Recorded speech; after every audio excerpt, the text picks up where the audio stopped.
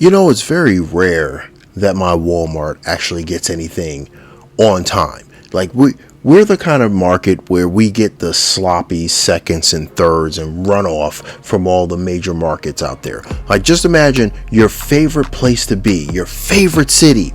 Now imagine walking into a Walmart and they have the last two waves plus the current wave all in stock, ready to be grabbed. And then whatever doesn't sell comes to my Walmart. like really that's what we get.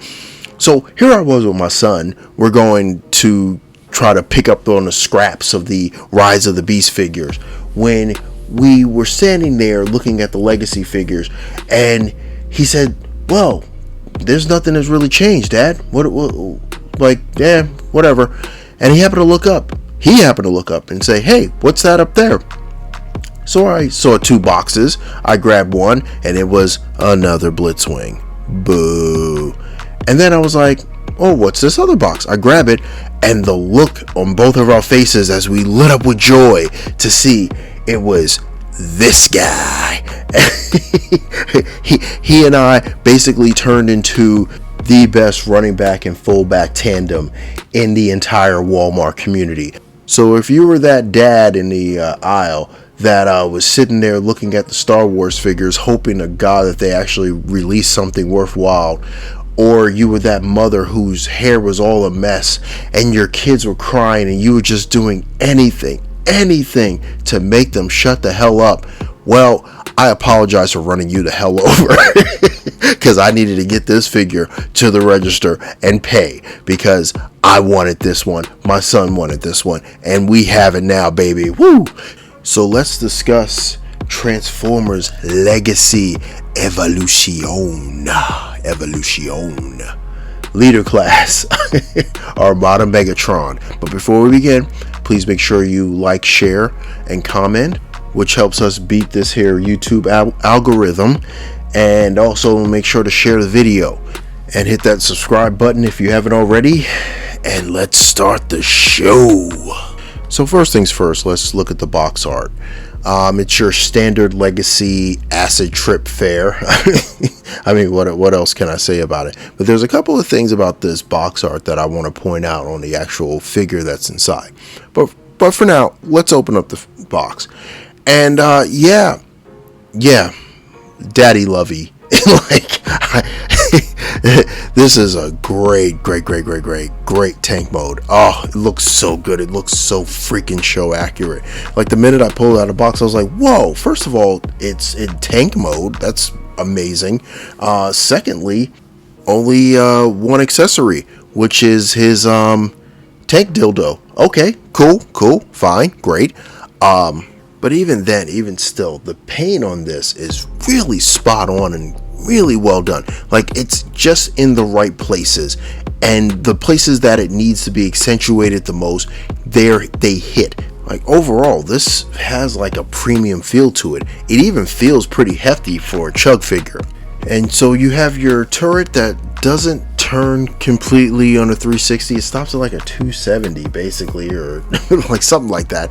And then you have it can pose up pretty high, it can pose pretty low, and then you have your back missile silo things that kind of open up and do the thing. I mean, it's a tank. It rolls and it points the turret up and down. I mean, it's a tank. That's what it does.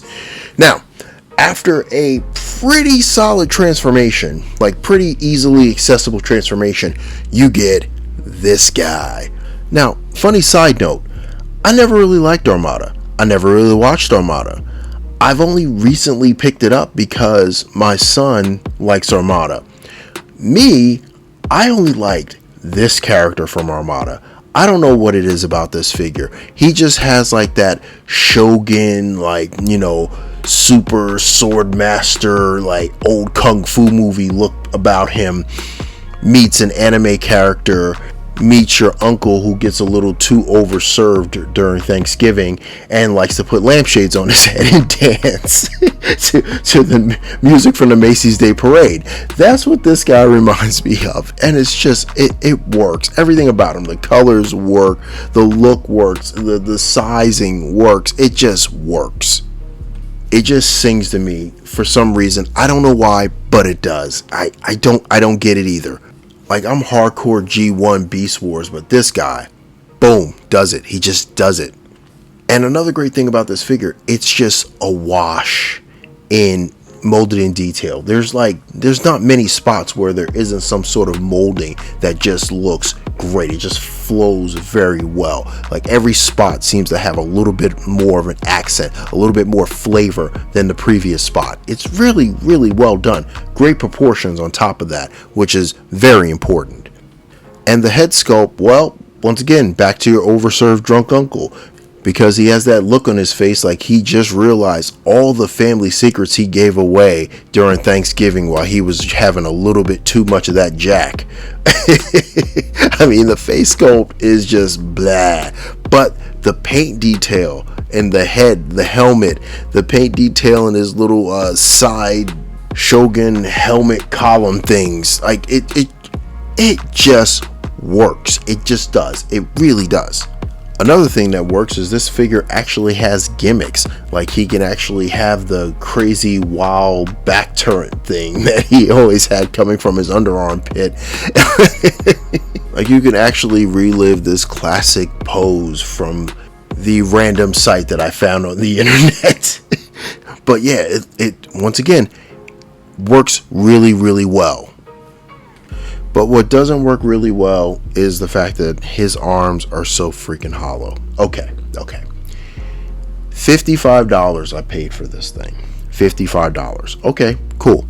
Inflation? Okay, fine. $55. Okay, let's remove inflation. Just go back to previous prices. Let's go $49.99, which a lot of the leader class figures I currently own, that's what they cost me. Now, this hollow arm thing on this figure, that's unacceptable. This is an unacceptable flaw. Like, this, they just literally crapped out and just said, F it. They couldn't have at least added a flap. I've gone through most of my leader class figures that I've collected over the last couple of years. There's maybe one or two that actually have this issue. One of them being Studio Series 86 Grimlock. And even that, it was a knock on the figure. It was a very big knock on the figure. And that one, I have to take points off of this guy because that's a very big knock on this figure. You can't have leader class figures with egregious hollowness. This is completely unacceptable for a figure that price range. They were doing so well with this figure. I mean, look at the box art. Even in the box art, this guy he's flawless. There's nothing there. You turn around and then there's hollowness everywhere. This thing could be so special, but then they ruined it with their laziness and their cheapness, being just greed. I don't know, man. I don't like this. It's not good for a $55 figure. It's not good for a leader class figure. This is a terrible precedent, especially when this figure has been so epic thus far. But rant aside, let's continue with the posing. And again, I don't think I'm in this one for the posing, so I'm kind of grading this on a curve because he doesn't pose well at all. It's really, really bad. And then on top of that, his little head dress metal steel pipe silo things, they come off very easily. I mean, they go back on very easily. They kind of all you have to do is take them and line them up with the side of the helmet, and they kind of just slide in on a track in the side of his helmet. So that's cool. But yeah, the shoulders stink. The arm flaps in front of the arms stink. He has hollow arms, as we pointed out. He has single jointed elbows. He has wrist rotation in both hands. He has waist rotation. He has a single jointed knee, but his legs can go up pretty far. They can go back and they can go out to the side. And he has a pretty generous ankle tilt. But that's about it. This guy is lame on the posing front.